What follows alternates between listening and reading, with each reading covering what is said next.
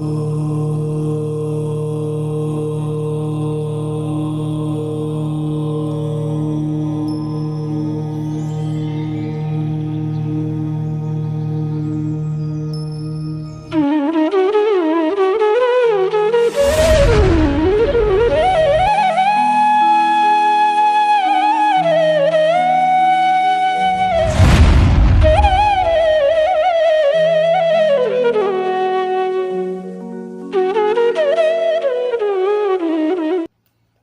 ह्रीं अरहं णमोजिनाणम्। अब आचार्य भगवंत गुण श्रेणी निर्जरा के स्थान और क्रम को बतलाते हैं। आइए देखते हैं गाथा नंबर 66, 66 और 67। सम्मत तुपत्तीय सावय विरदे अनंत कम मन से दंसन मोहक खवगे कषाय उवसामगेय उवसंते खवगेय खीन मोहे जिनेषु दब्बा असंख गुणित कमा तब विवरिया काला संखेच गुण कमा होती।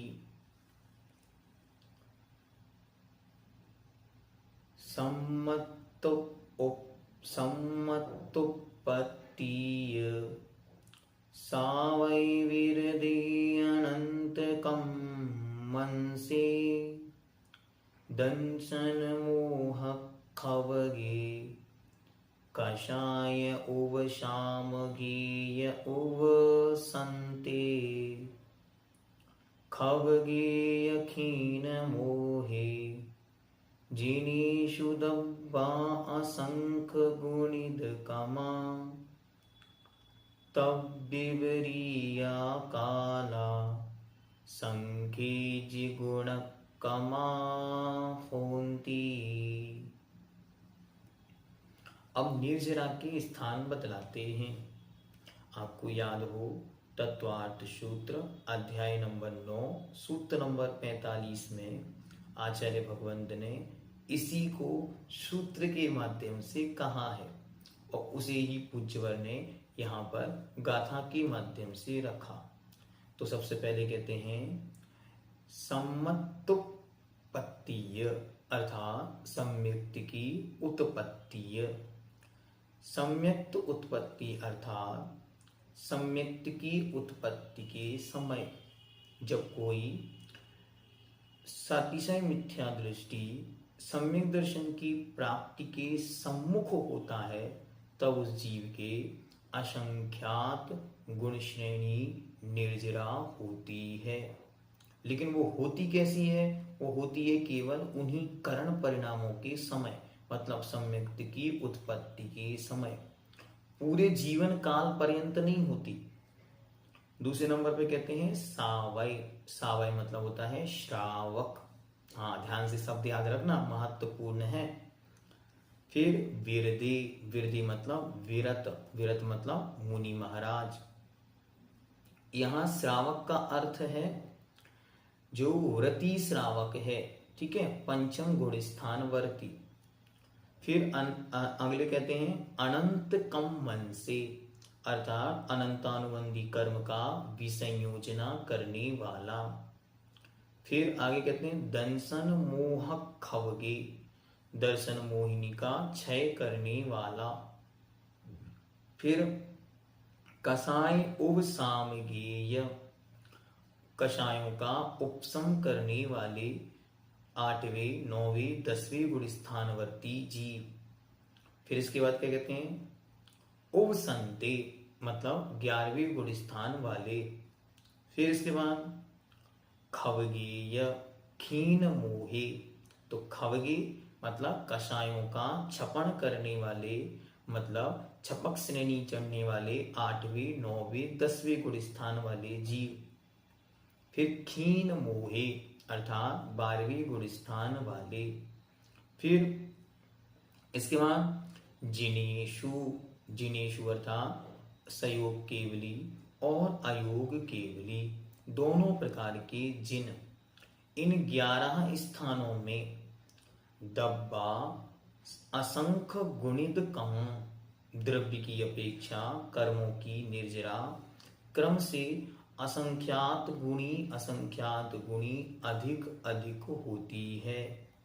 जो कर्म का द्रव्य, द्रव्य मतलब यहाँ पर मर्यादा मानो, परमाणु मानो, तो कर्म के जो अणु हैं, कर्म का जो द्रव्य है वो असंख्यात असंख्यात गुना अधिक निर्जरा को प्राप्त होता, वो भी गुणित क्रम में होता। ठीक, और उसका काल इससे विपरीत है, वो काल कम कम होता चला जाता, क्रम से उत्तरोत्तर संख्यात गुणा हीन, मतलब जैसे जैसे आगे बढ़ते जाएंगे वैसे वैसे समय कम होता चला जाएगा। एकदम स्पष्ट है। ये पूर्व में तत्वार्थ सूत्र में भी ये सारा विषय आचार्य भगवंत ने रखा है, उसी से हमें अच्छी तरह जानने योग्य है। आइए अब इसके विशेषार्थ में और देखते हैं। सादी अथवा अनादि, सादी मतलब सा मतलब सहत, आदि मतलब स्टार्टिंग, स्टार्टिंग से सहत मतलब जिसका मिथ्यात्व अभी सहत है, मतलब पहले जिसे कभी सम्यक तो हुआ हो, वो कहलाता है सादी मिथ्या दृष्टि। और अनादि मिथ्या दृष्टि जिसको आज तक कभी भी सम्यक तो नहीं हुआ। दोनों ही प्रकार का मिथ्या दृष्टि जीव जब करण लब्धि को प्राप्त करके उसके अधा प्रवृत्त करण परिणामों को भी बिताकर अपूर्व करण परिणामों को ग्रहण करता है, तब वह सातिशय मिथ्या दृष्टि कहा जाता है। 5 प्रकार की लब्धियां होती हैं, उनमें जो करण लब्धि होती है उसमें भी 3 करण होते हैं।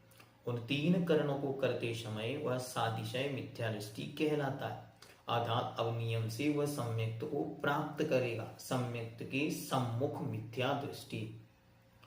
इस सातिशय मिथ्या दृष्टि के जो कर्मों की निर्जरा होती है वह पूर्व की निर्जरा से अर्थात सदा ही संसार अवस्था या मिथ्यात्व दशा में होने या पाई जाने वाली निर्जरा से असंख्यात गुणी अधिक होती है। सुनो, ये सम्यक्त की महिमा है। पूरे जीवन पर्यंत अनंत काल में जितनी निर्जरा नहीं हुई उतनी सम्यक्त की उत्पत्ति के काल में होती है। कब? पूरे संसार काल में जितनी आज तक नहीं हुई उतनी सम्यक्त की उत्पत्ति के काल में होती है, अकेली करण परिणामों के समय। हाँ, इसी को वर्णन करने के लिए छपना सार, लब्धि सार सब लिखे। लब्धि सार में ये 5 लब्धियां चलती हैं, विशुद्धियां बतलाते परिणामों की। इससे असंख्यात गुणी कर्मों की निर्जरा सम्यक दर्शन उत्पन्न हो जाने पर हुआ करती है। श्रावक पर इनका नियम है कि इनकी जीवन काल नहीं चलती, जिस समय उत्पन्न हुआ मात्र उस समय। श्रावक अवस्था प्राप्त होने पर जो कर्मों की निर्जरा होती है वह असंयत सम्यक दृष्टि की निर्जरा से असंख्यात गुणी अधिक होती है। इनका सिस्टम इनकी जीवन पर्यंत चलती है।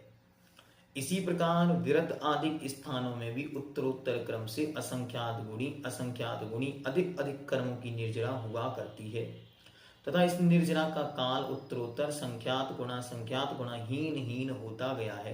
अर्थात सातिशय मिथ्या दृष्टि की निर्जरा में जितना काल लगता है उससे संख्यात गुणा कम काल असंयत सम्यक दृष्टि की निर्जरा में लगता है। ये तो अपन पैसे भी समझ सकते हैं कि जिसकी विशुद्धि जितनी अधिक होगी उसको निर्जरा में समय उतना कम लगेगा, मतलब उसका द्रव्य जल्दी जल्दी झरेगा, और उससे भी संख्यात गुणा कम काल श्रावक की निर्जरा में लगा करता है। इसी प्रकार आगे के व्रत आदि स्थानों में विषय को समझना चाहिए।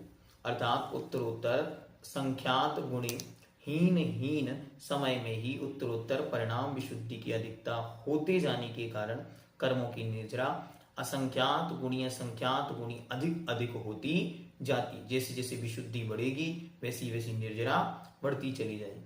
तात्पर्य यह है कि जैसे जैसे मोह कर्म निशेष होता जाता है अर्थात समाप्त होता जाता है, वैसे वैसे निर्जरा भी बढ़ती जाती है, और उसका द्रव्य प्रमाण मतलब उसकी लिमिटेशन, उसकी क्वांटिटी असंख्यात गुणा अधिक अधिक होता जाता है, अतः वह जीव भी निर्वाण के अधिक अधिक निकट पहुंच जाता है। जहाँ गुणाकार रूप से गुणित द्रव्य का निर्जरा का द्रव्य अधिक अधिक पाया जाता है, उन स्थानों में गुण श्रेणी निर्जरा कही जाती है।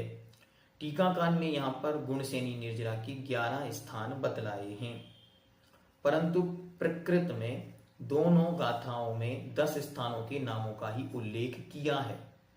अतएव या तो सम्यक्त उत्पत्ति इस एक ही नाम से सातिशय मिथ्या दृष्टि और असंय सम्यक दृष्टि इस तरह दो भेद ग्रहण करके 11 स्थानों की पूर्ति की जा सकती है, अथवा ऐसा न करके सम्यक्त उत्पत्ति शब्द से एक ही स्थान लेना, परंतु अंतिम जिन शब्द से दो भेदों का ग्रहण कर लेना चाहिए। टीकाकार ने इस जिन शब्द से स्वस्थान स्थित केवली और समुद्गत केवली इस प्रकार दो विभाग किए हैं, और स्वस्थान केवली की अपेक्षा समुद्घात केवली के निर्जरा द्रव्य का प्रमाण संख्यात गुना बताया है। तो दोनों प्रकार से ये वर्णन मिल जाता है। आगम ग्रंथों में अनेक अनेक स्थानों पे अनेक उल्लेख मिले। आचार्य ने भी स्पष्ट रूप से कहा जिणाहा शब्द है, इसमें भी जिनेशु शब्द है, मतलब यहाँ द्विवचन, क्योंकि यहाँ प्राकृत में द्विवचन नहीं होता तो बहुवचन का प्रयोग किया, तो मतलब ये हो गया कि नियम से वहां जिन से हमको दोनों अर्थ निकालने हैं, संयोग केवली भी और अयोग केवली भी, तो दोनों चीजें बन जाएंगी। इस प्रकार ये निर्जरा के स्थान कही। हम और आप निरंतर इन्हीं की भावना भाएं और जीवन में अधिक अधिक करने की आवश्यकता नहीं, मात्र आत्म परिणामों की विशुद्धि ही निर्जरा का साधन है। बहुत ध्यान से सुनना, बाहर की क्रिया कितनी कर्म की निर्जरा हुई इसके साधन भूत है, बाकी बाहरी क्रिया का कोई प्रयोजन नहीं। अगर बाह्य क्रिया हुई और अंतरंग प्रयोजन रूप निर्जरा नहीं हुई, ध्यान से सुनना, यदि निर्जरा नहीं हुई तो आप यूं मानो मात्र जो अनादिकाल से परंपरा चली आ रही है उसमें थोड़ा सा पुण्य की वृद्धि हुई है, कर्म को कुछ नहीं हुआ। तो अब इस जीवन में, इस जन्म में, क्योंकि हमने बहुत अच्छी तरह आगम सिद्धांत ग्रंथ सब समझ लिया, तो हमारा उद्देश्य हो पुण्य की वृद्धि तो ठीक है, कर्म की निर्जरा हो। जब मैं महाराज जी के चरणों में गया, मैंने महाराज को निवेदन किया कि महाराज मुझे कोई संकल्प या नियम दीजिए, तो महाराज जी ने कहा कौन कौन से नियम है, तो मैंने क्रमशः गिनाए। जब मैं गिनाता गया तो महाराज कहते अब क्या बचा, तो हमने महाराज से कहा कि महाराज ये तो आप जाने बचा क्या। तो महाराज हमसे कहते हैं देखो ये जो तुमने नियम लिए ये पाप से ये तो पुण्य की प्राप्ति के उपाय हैं और पाप से निर्वृत्ति के कारण, लेकिन अभी ऐसे कोई नियम तुम्हारे पास नहीं है जिनसे कर्मों की निर्जरा हो।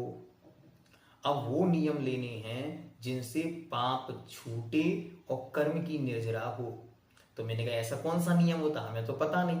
तो महाराज जी कहते हैं तुम रोज 24 मिनट की सामायिक किया करो, और 24 मिनट की सामायिक, हमने कहा तो महाराज जी कहते कि इससे संकल्पबद्ध होकर एक स्थान पर बैठेंगे और उतनी देर तक मानो णमोकार मंत्र की माला भी फेरी तो उतनी देर तक बाह्य उपयोग से बचेंगे, बाह्य प्रवृत्ति से बचेंगे, पाप कर्म से छूटेंगे।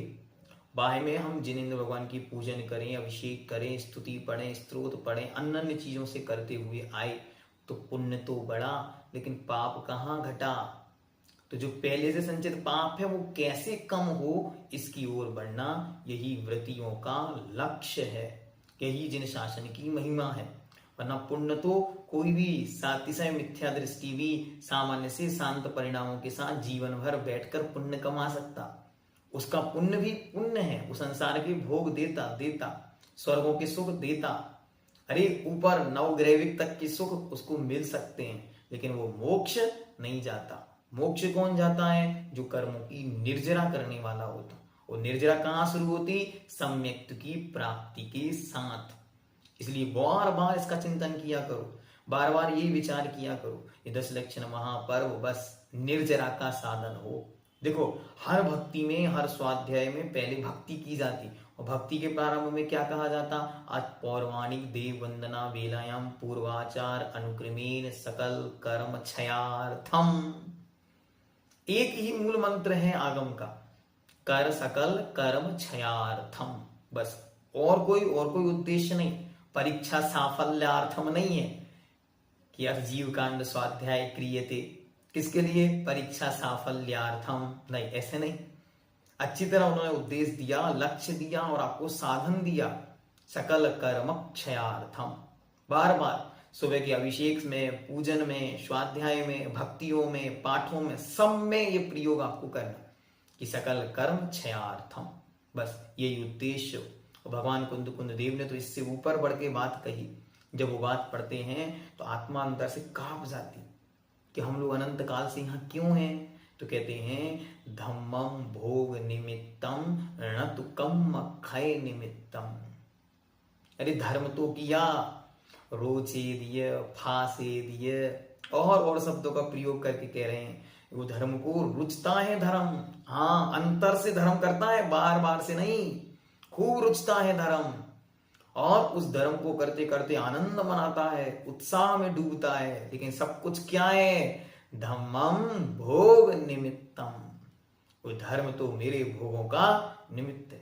ये धर्म मुझे वैभव दे, ये धर्म मुझे यश दे, कीर्ति दे, प्रतिष्ठा दे, और मरण के बाद स्वर्ग दे, स्वर्गों का सुख दे, बस धम्मम भोग निमित्तम। और एक पंक्ति छूट गई, क्या? न तो कम क्षय निमित्तम, कर्म के क्षय का निमित्त आज तक नहीं बना। अब इसी पंक्ति में एक जो मार्क लगाना ना, कॉमा, वो कहां लगाओ? देखो पंक्ति क्या है? धम्मम भोग निमित्तम न तु कम क्षय निमित्तम। अब इसको इस तरह बना को कर दो कि धम्मम न तु भोग निमित्तम, केवल किसके लिए? हो कम क्षय निमित्तम। तो आपका काम हो जाएगा। तो हर क्रिया करते समय कुंद भगवान की दृष्टि यही थी कि हर व्यक्ति इस बात को पहचाने कि न तो कम क्षय, केवल न तो भोग निमित्तम, केवलम कम क्षय निमित्तम। सब कुछ केवल और केवल कर्म के क्षय का निमित्त बने।